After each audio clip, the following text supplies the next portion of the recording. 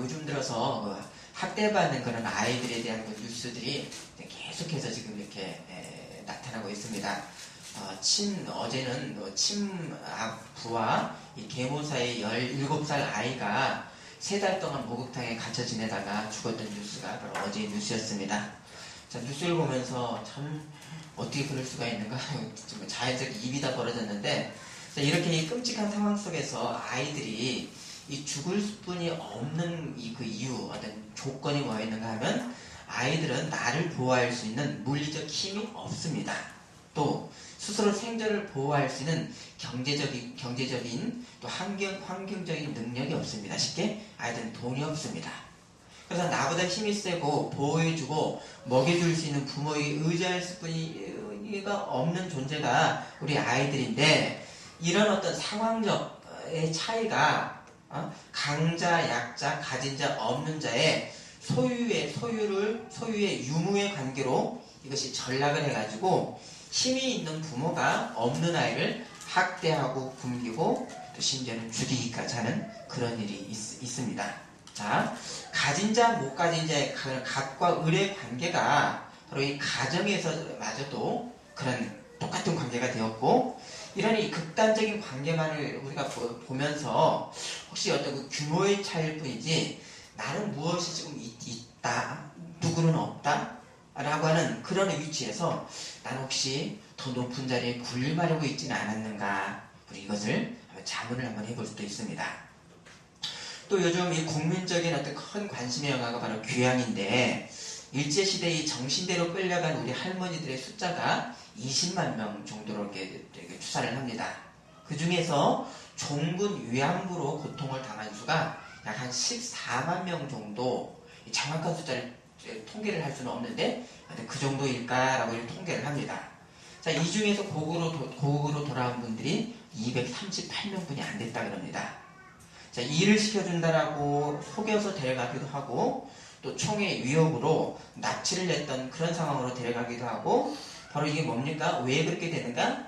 총을 가진 자와 못 가진 자, 돈을 가진 자와 못 가진 자의 어떤 소유의 유무에 따라서 힘이 없었던 우리 조상들이 바로 너무도 큰 고통을 당했습니다.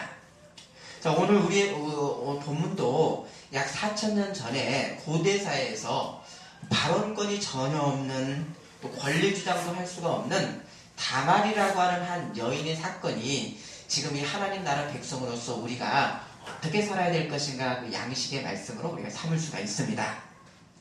자, 근데 지금까지 37장 요셉의 역사 중에서 갑자기 38장에서는 이 유다와 며느리의 다말의 역사가 나타나는데, 왜 갑자기 이렇게 끼어드는가? 39장은 또 그 요셉의 역사가 나타납니다. 그러면 이거 왜 그러는가? 바로 다말이라고 하는 그 인물이 하나님 나라에 차지하는 아주 큰 중요성이 있기 때문입니다. 자, 이 다말의 이름이 또 나오는 것이 어디죠? 성경에서? 우리가 읽었지 않습니까? 신약성경 마태복음 1장에 예수님의 족보에 한번 보십시오. 마태복음 1장 한번 보십시오.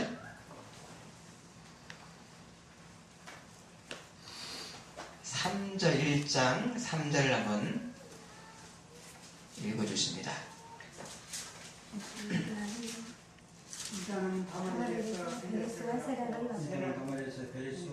낳고, 베레스는 세름을 낳고, 세름은 함을 낳고. 예. 자, 예수님의 족보 중에서 여성 이름이 4분이 나오는데요. 첫 번째 이름이 바로 다말이라고 하는 여자 이름입니다.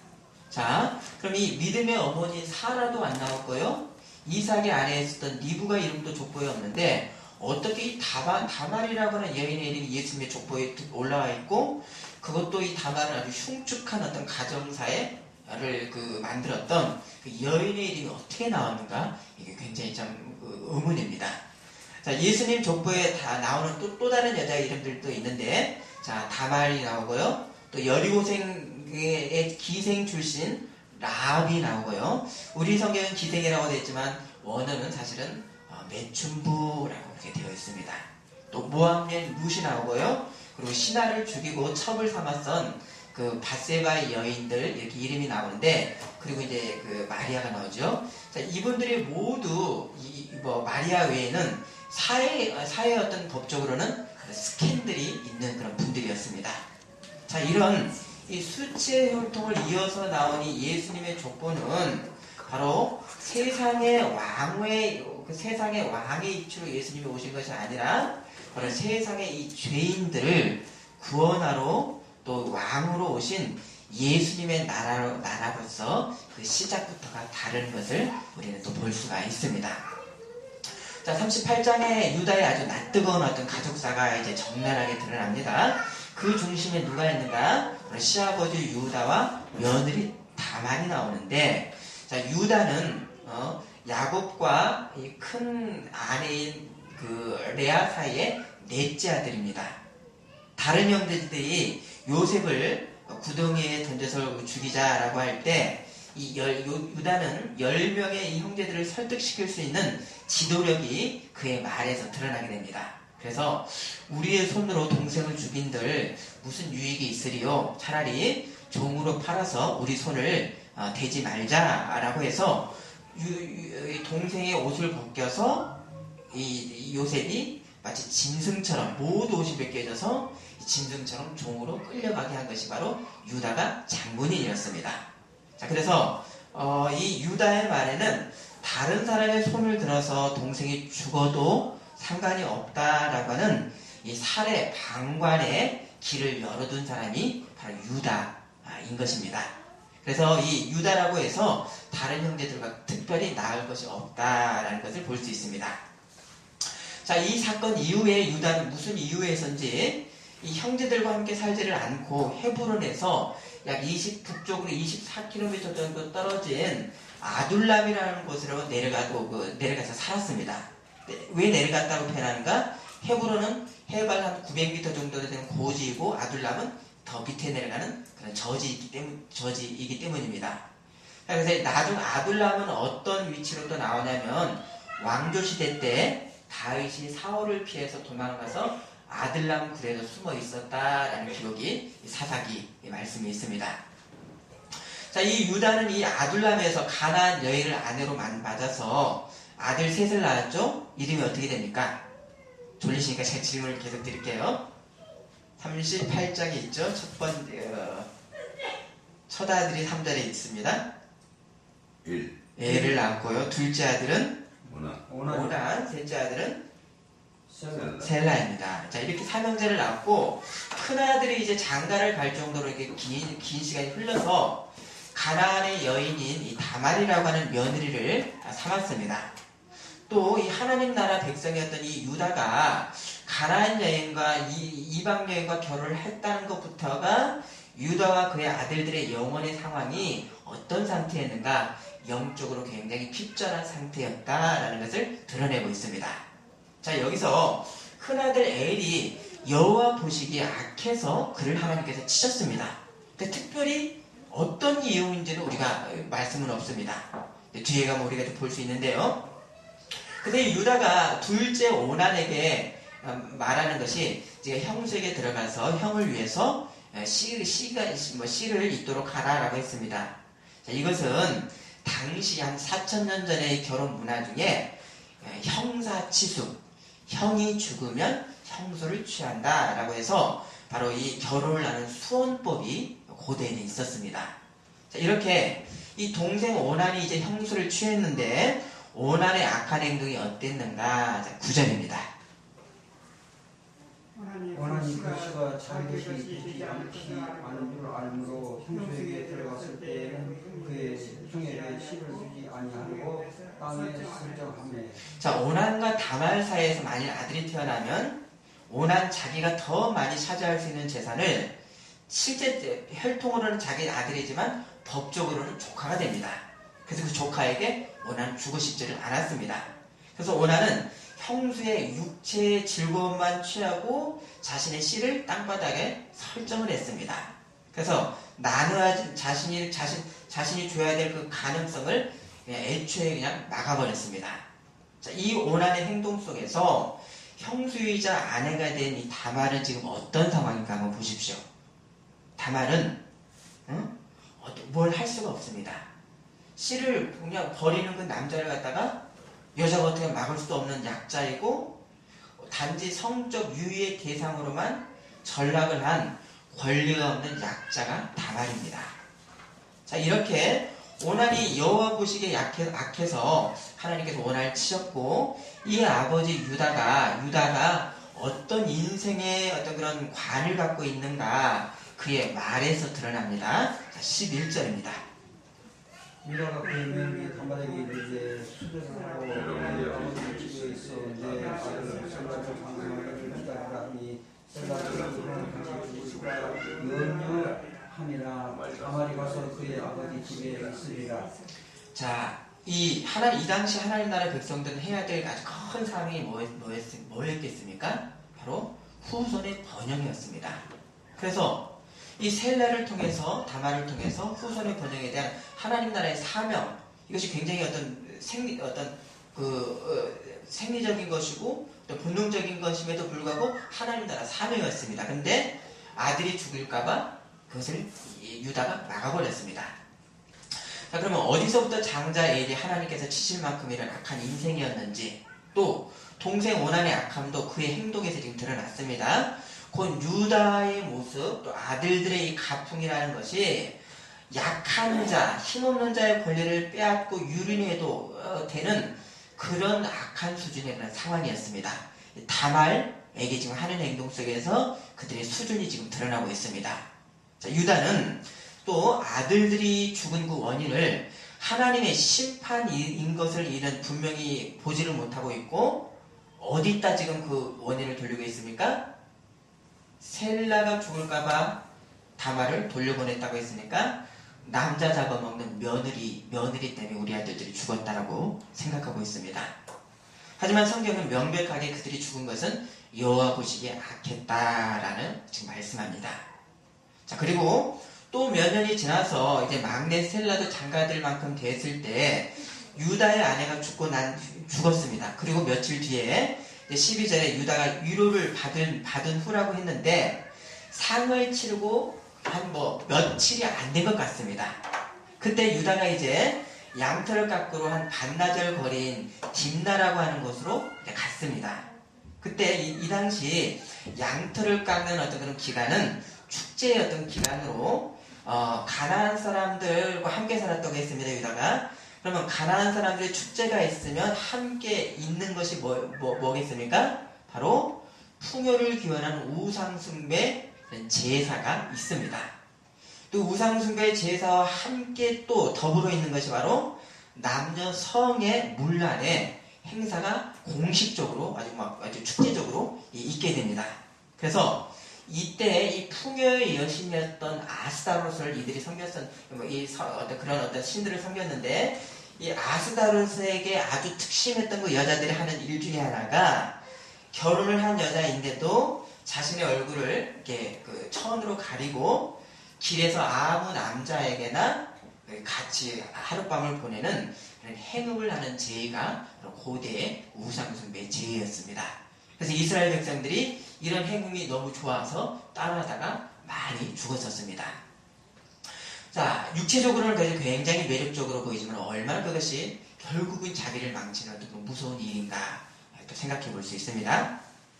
그래서 이 시아버지가 온다는 소리를 들었던 이 다말은 자신을 어떤 성창의 이 창녀처럼 이렇게 꾸며고 얼굴을 가리고 시아버지가 지나가는 길목에서 지금 기다렸습니다. 다말이 이렇게 한 이유가 도대체 뭔가? 자, 14절 읽어주십니다. 그가 그 아비의 얼굴로 몸을 나의 문에 앉으니 이는 셀라가 장성을 벗고 자기의 아내를 않았습니다. 자, 셀라가 장성에서도 아내를 주지 않았으니까 다말이 이렇게 하는 겁니다.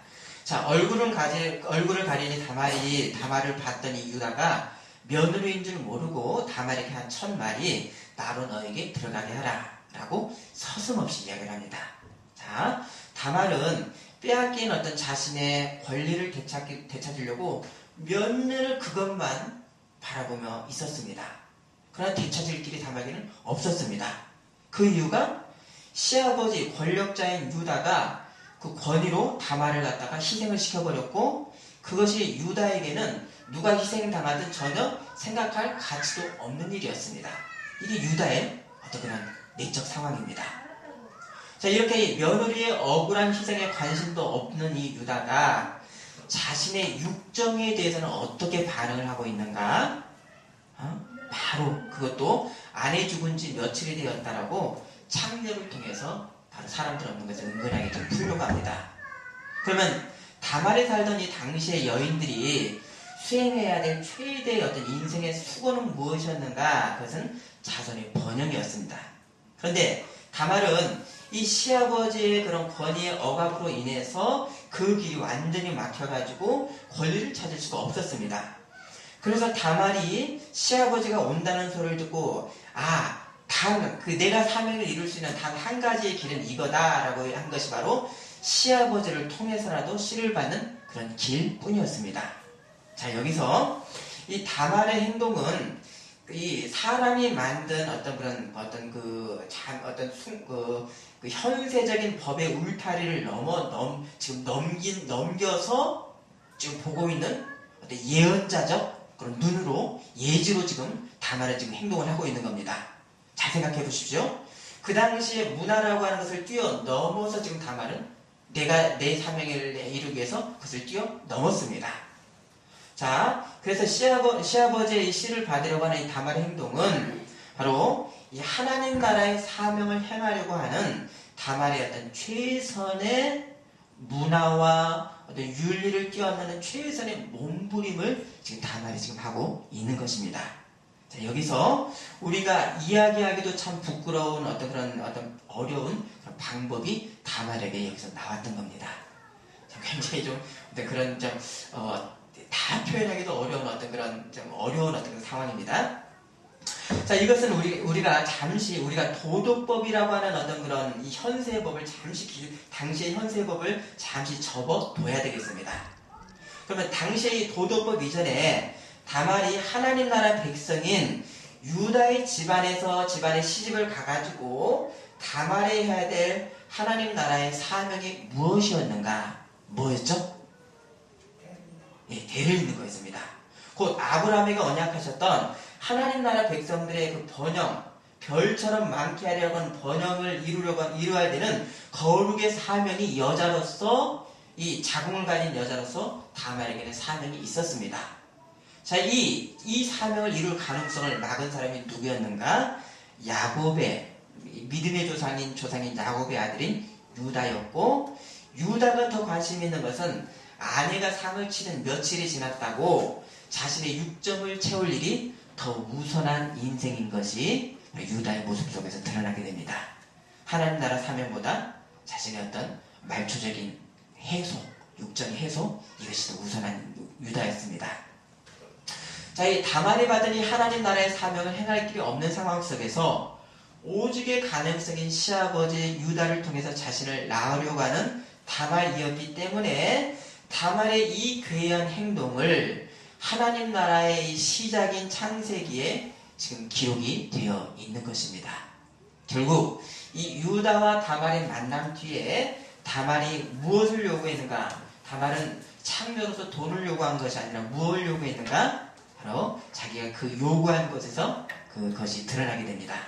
뭘 요구했죠? 시아버지에게 유다에게 달라고 했던 것이 몇 절에 있습니까? 한번 보시죠.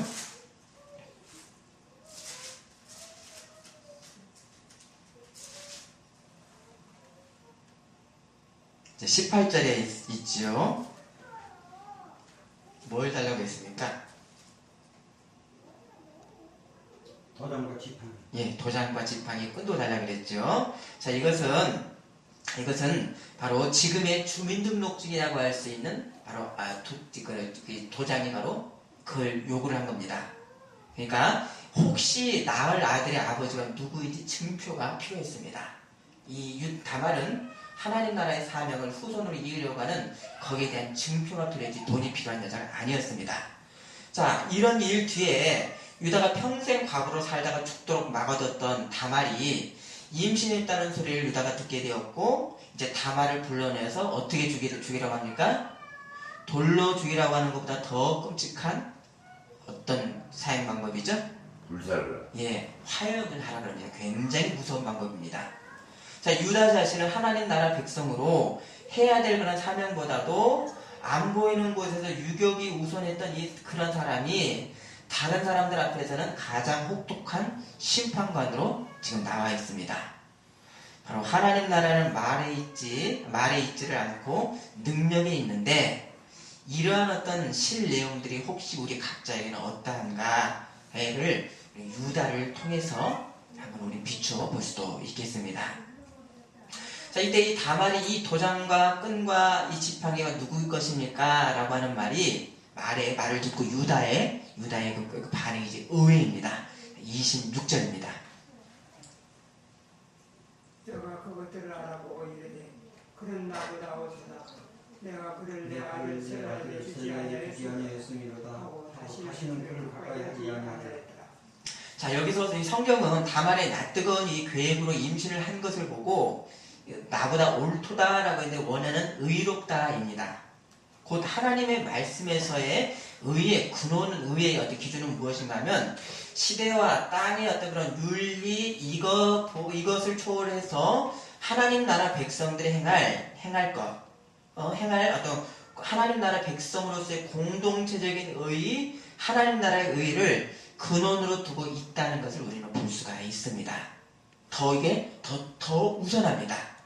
윤리보다도 우선한 것이 하나님 나라 백성으로의 공동체의 의가 무엇인가? 여기는 다말은 그래서 자신의 그 시아버지를 통해서 낳으려고 하는 그것을 보고 의라고 지금 성경은 말씀합니다. 그러면 지금 우리들이 기준으로 삼는 하나님 나라의 의의 기준이 무엇인가 하면, 예수님은 너희 의가 서기관과 바리새인보다 더 낫지 못하면 결코 천국에 들어가지 못하리라고 하셨습니다. 자, 유다의 의가 서기관, 바리새인 의와 같았던 것은 당시의 상황에서는 거룩한 후손을 세상에 남겨야 되는 어떤 사명의 상황에서 오나는 다말과 조카에게 재산을 물려주지 않기 위해서 힘없는 여자는 너는 피해만 당하고 있어라. 너는 그냥 그림자로 살아라. 라고 억압하고 자기 배만 불리는 사람이, 탐욕 가운데 살았던 사람이 오난이었습니다. 그래서 오난이 죽었습니다. 그래서 예수님이 이 거룩한 종교인들에게 저주의 말씀이 너의 겉행위는 깨끗하되 뒤로는 고아와 과부의 돈을 삼키는 자들이라고, 저주받을 자들이라고 했습니다. 자, 하나님 나라는 어떤 종교적 외적인 행위에 있지를 않고 그것에 보다 더 근원적으로 뭐라 그랬습니까? 아주 작은 소자에게 하는 것이 하나님의 나라의 의이고, 힘없는 객과 고아와 과부를 나와 똑같은 인격으로 존중하는 것, 이것이 하나님 나라라고 구약 이 율법서에서부터 하나님은 이미 말씀을 하셨습니다.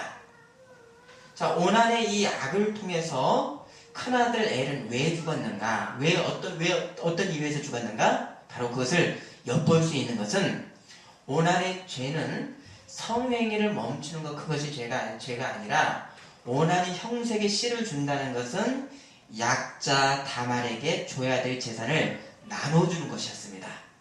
나눠주는 것이었습니다. 근데 그것이 오난의 인생에는 없었습니다. 자, 이렇게 아버지 유다 아들들의 상태가 여기서 보이고, 바로 이 가정이 약자에게 줘야 될 것을 안 주고 심지어는 빼앗는 죄의 상태가 유다의 집안의 상태였었습니다. 자, 뭡니까? 이 땅의 잠시간의 육적 소유를 위해서는 자선 번영의 하나님 나라의 사명까지 막는 것이, 그것은 상관이 없는 그런 상태였었습니다. 그래서 이 예수님 말씀하신 이 하나님 신앙이 어떤 현실로 드러나는가 한 것이, 너희 하나님 신앙 두 가지 큰 계명이 있다고 했습니다. 뭐죠? 두 가지 큰 계명? 하나님 너의 마음과 뜻과 정성을 다하여 주 너의 하나님을 사랑하는 것이 첫째 되는 계명이요. 그러나 한 몸체이지만 다른 면 이웃 사랑하기를 너의 몸과 같이 사랑하는 것 이것이 계명의 으뜸이라고 했습니다. 또 주는 것이 받는 것보다 복되다라고 하셨습니다.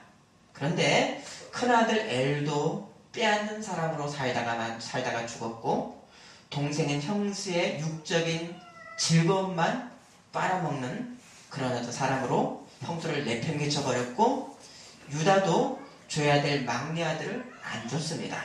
유업을 줘야 되는데 안 줬습니다.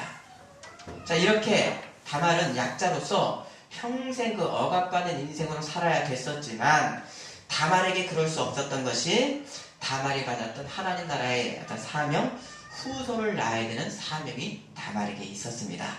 그래서 이 수혼, 바로 수혼의 이 변칙의 방법으로서 형제가 아니면 시아버지를 통해서 또 아들을 다말을 지금 낳으려고 했었습니다.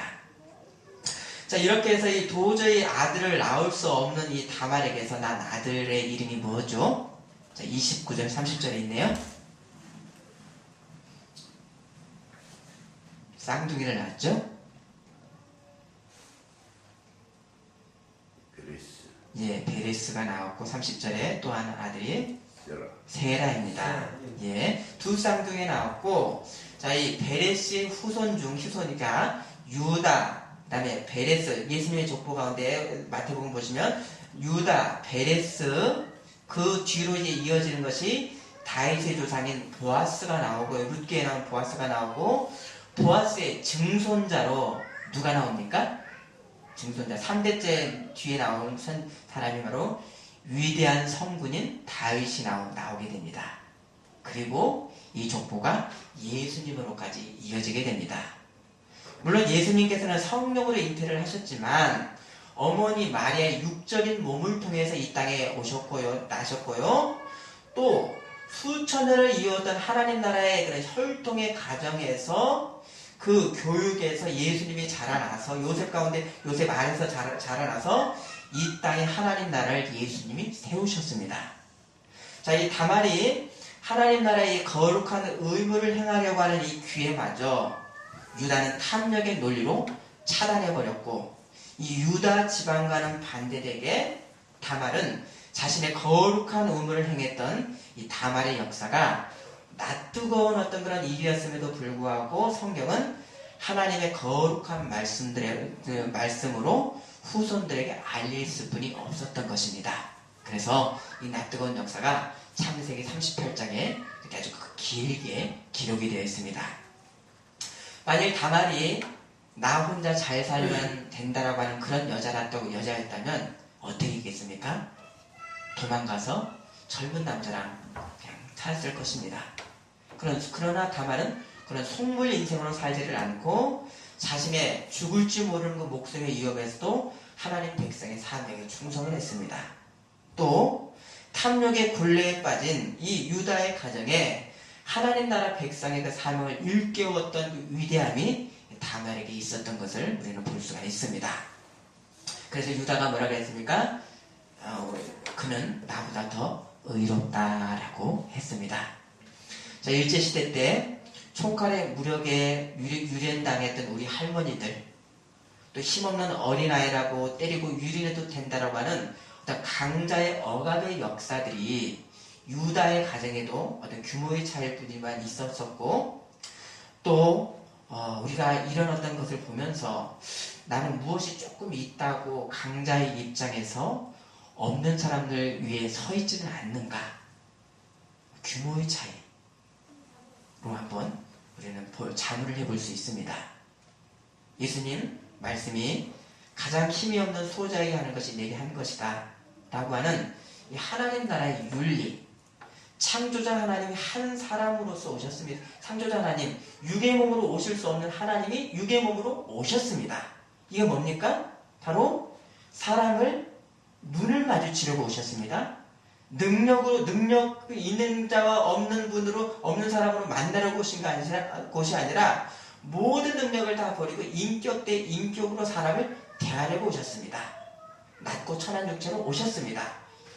여기서부터 하나님 나라의 시작입니다. 아멘이십니까? 아멘. 이런 이 영생의 내용들이 우리들에게는 생명의 양식으로 우리가 잘 이 원리를 우리는 잘 먹어야 되고, 그래서 삶으로 드러내는 바로 우리들이어야 되는 것입니다. 자, 유다와 자식들은 일신의 영달이 주의 어떤 그런 관심이었던 것이, 자, 1절이 보면 이들은 하나님 나라에서 떨어져 나와 살았습니다. 그 1절에 아버지 야곱을 따라 유다가 홀로 떨어져 나와 살았다고 했습니다. 자, 뭡니까? 이 자세가 예수님의 한 몸의 지체로서 공동 사명이 매우 희박했다는 것을 우리는 여기서 볼 수가 있습니다. 맞습니까?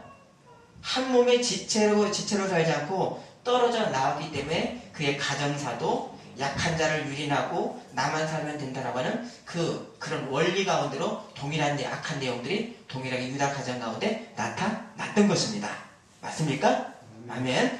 반면 다말은 하나님 나라의 공동의 의, 내 일신의 영광만이 아니라 하나님 나라의 공동의 의를 위해서 자신의 목숨까지도 걸고 결국 예수 그리스도의 조상으로 이름이 족보에 올랐습니다. 하나님 나라는 나 혼자 잘 먹고 잘 사는 나라가 아니라 바로 그리스도의 한 몸의 지체로서 공동의 의, 하나님 나라의 의가 도대체 무엇인가라고 하는 한 지체의 생명으로 함께 사는 나라가 하나님 나라입니다. 거기에 이 다말이라고 하는 이 여인의 이 용기, 그리고 또한 어떤 그 시대적 윤리를 넘어서는 예언자적 예지, 그것을 우리는 볼 수가 있습니다. 기도하시겠습니다.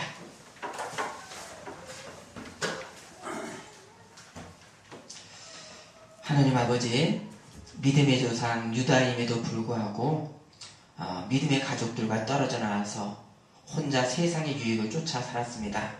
그러다 보니까 가정 내에 있는 약한 며느리도 유린하고 약자로 있어도 된다라고 하는 그런 아주 이기적인 세상의 어떤 사람처럼 살았습니다.